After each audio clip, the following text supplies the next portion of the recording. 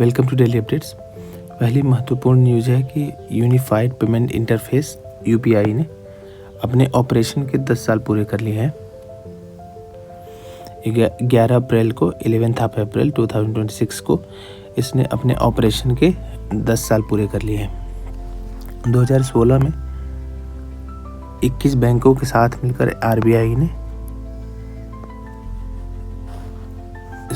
NPCI ने इसको launch किया था 2016 में, लेकिन अब इसने अपने स्थापना के लॉन्च होने के 10 साल पूरे कर लिए हैं। जो एनपीसीआई 2008 में बना था, NPCI national payment corporation of India, और इसको बनाया था आरबीआई ने। आरबीआई और इंडियन बैंक एसोसिएशन ने मिलकर बनाया था 2008 में, और ये नॉट फॉर प्रॉफिट ऑर्गेनाइजेशन की तरह है एनपीसीआई। अब यूपीआई जो इसने लॉन्च किया था एनपीसीआई ने, अभी इसने 10 साल पूरा कर लिया है।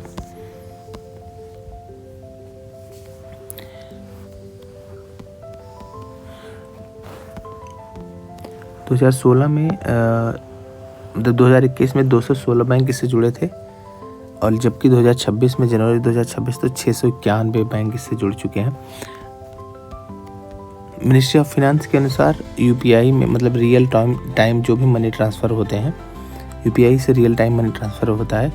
दुनिया का 49% शेयर यूपीआई के थ्रू ही होता है। मतलब दुनिया का बाई वॉल्यूम कि अगर दुनिया में 100% जो money real time money transfer होती है, उसका 49% तो केवल यूपीआई से ही होता है।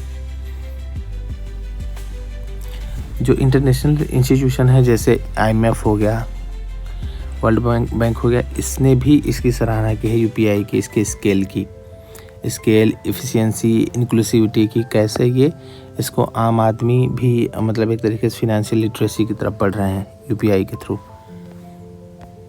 और ये कई अन्य देशों में भी यूज किए जाते हैं, जैसे यूएई हो गया, सिंगापुर हो गया, भूटान हो गया, Nepal, Sri Lanka, France, Mauritius, Qatar. तो यूपीआई एक केवल मतलब पेमेंट सिस्टम नहीं है, बल्कि लोगों का प्लेटफॉर्म है जो फिनेंशियल ट्रांजैक्शन को आसान, ट्रांसपेरेंट और इंक्लूसिव बनाता है। तो 2016 में एनपीसीआई ने इसको लॉन्च किया था। अब इसने अपने ऑपरेशन के 10 साल पूरे कर लिए यूपीआई ने। 11 अप्रैल को महात्मा ज्योतिराव गोविंदराव फुले का भी जन्म हुआ था, तो उनकी जन्म जयंती मनाई जाती है। तो वो मतलब एक तरीके से प्रारंभिक समाज सुधारकों में से थे, राइटर थे, एक्टिविस्ट थे, जिन्होंने अपनी पूरा लाइफ जो कास्ट सिस्टम से जो उपजी विसंगतियाँ थी या शोषण का आधार थी, उसको समाप्त करने में अपना जीवन लगा दिया।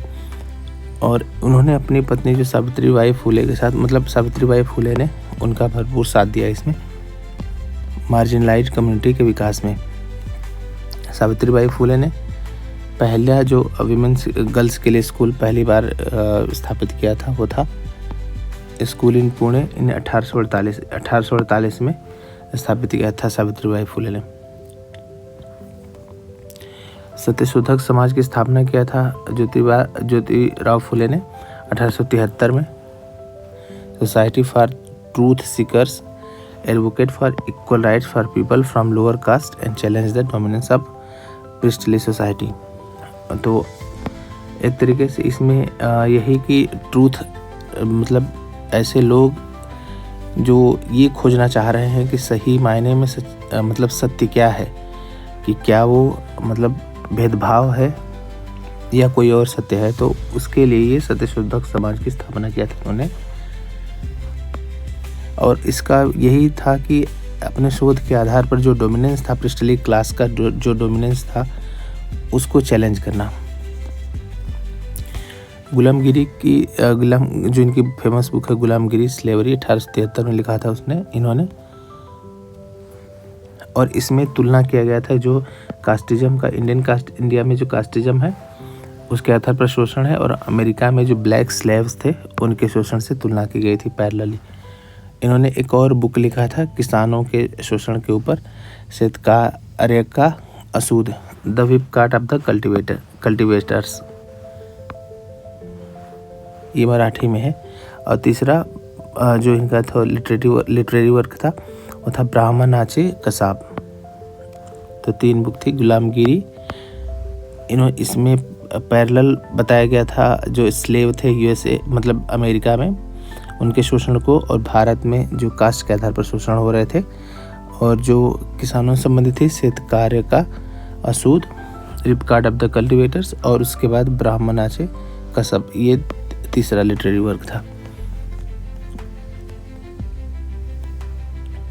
उनकी वो जो एक मालिक परिवार में जन्मे थे, बॉर्न इनटू माली फैमिली पुणे। और एक बुक थी थॉमस पैनिस की, उसका नाम था राइट्स ऑफ मैन। इससे बहुत प्रभावित थे, राइट्स ऑफ मैन इससे बहुत प्रभावित थे। और इन्होंने जो आने वाले जो बड़े समाज सुधारक थे या विद्वान थे जैसे डॉक्टर अम्बेडकर को इन्होंने मतलब एक तरीके से लाइट बियरर का काम किया। 1888 में जो इनके महात्मा की उपाधि मिली थी विठलराव कृष्णजीव वांदेकर ने दिया था। 1888 में ग्रेट सोल की उपाधि या महात्मा की उपाधि विठलराव कृष्णजीव वांदेकर। आर्टेमिस मिशन के क्रू मेंबर सब वापस आ चुके हैं। पैसिफिक ओशन के कोस्ट ऑफ सैन डिएगो में ये क्रू मेंबर यहाँ पे उतरे थे। उसमें 4 जो क्रू मेंबर थे, Reid Wiseman, Victor Glover, Christina Koch और जेरेमी हंसेन, ये सब मतलब एक तरीके से इनको हेलीकॉप्टर से ले आया गया। इसकी जो अचीवमेंट थी इस मिशन की, नासा का मिशन था, तो ये अब तक का सबसे ज़्यादा पृथ्वी से दूर जाने वाला मिशन था। अब तक का सबसे ज़्यादा दूर जाने वाला पृथ्वी से मिशन था ये। और ये चंद्रमा पर उतरा नहीं था बल्कि उससे पास से तस्वीरें ले रहा था, जैसे ओरिएंटल बेसन की तस्वीरें, टोटल सोलर इक्लिप्स की तस्वीरें। और इसमें ये बिल्कुल पहली बार ऐसा वो था जिसमें विमेन थी। The crew included first women Koch, the first person of colour Glover and the first non American Hansen to travel beyond the earth orbit. Earth orbit से दूर जाने वाले ये लोग भी थे। इराक में अभी इलेक्शन हुए हैं, इराक की पार्लियामेंट में इलेक्शन हुए हैं, तो वहाँ के जो कुर्दिश नेता थे, कुर्दिश पॉलिटिशियन निजार अहमदी को वहाँ का प्रेसिडेंट बनाया गया है। कुर्दिश पॉलिटिशियन निजार अहमदी को इराक का प्रेसिडेंट बनाया गया है। 11 अप्रैल को ही वर्ल्ड पार्किंसन डे मनाया जाता है। 11 अप्रैल को वर्ल्ड पार्किंसन डे मनाया जाता है। इस बार की थीम थे ब्रिज द गैप को भरना। ब्रिज द केयर गैप इस बार की थीम है। अल्जाइमर के बाद पार्किंसन दुनिया में सबसे ज़्यादा मतलब प्रभावित करने वाला न्यूरो डिजेनरेटिव डिसऑर्डर है। डिजेनरेटिव डिसऑर्डर है। इसमें क्या होता है, पार्किंसन डिजीज में होता है जब नर्व सेल डोपामाइन प्रोड्यूस करना धीरे धीरे कम कर देती हैं।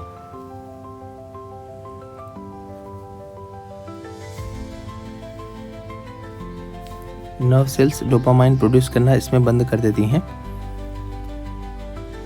इसके कारण बॉडी का मूवमेंट भी प्रभावित होता है। ये नॉर्मली 50 वर्ष के बाद आयु वालों को होता है, लेकिन ये मतलब ये जो ऐसे इंडिविजुअल्स हैं जो इनकी उम्र 50 साल से कम है उनको भी अफेक्ट कर सकता है। तो नर्व सेल जो ब्रेन की होती है वो डोपामाइन धीरे धीरे प्रोड्यूस करना बंद कर देती है। इससे बॉडी का मूवमेंट प्रभावित होता है। तो अल्जाइमर के बाद ये दूसरा सबसे कॉमन न्यूरो डिजेनरेटिव डिजीज है। डोपामाइन एक प्रकार का हार्मोन है जो ब्रेन से रिलीज होता है। मस्तिष्क में बनने वाला एक संदेशवाहक हार्मोन है। इसको हैप्पी हार्मोन या फील गुड रसायन भी कहते हैं।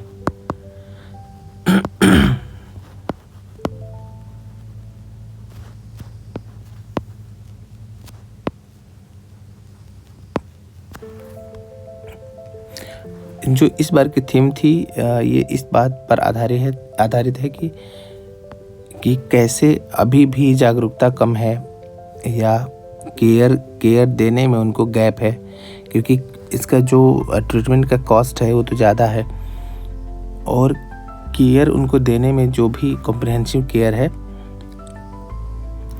वहाँ पे कमी है और कैसे उसको भरा जाए। तो थीम इस बात की इशारा करती है। तो 11 अप्रैल को वर्ल्ड पार्किंसन डे मनाया जाता है, लोगों को पार्किंसन डिजीज के बारे में अवेयर करने के लिए।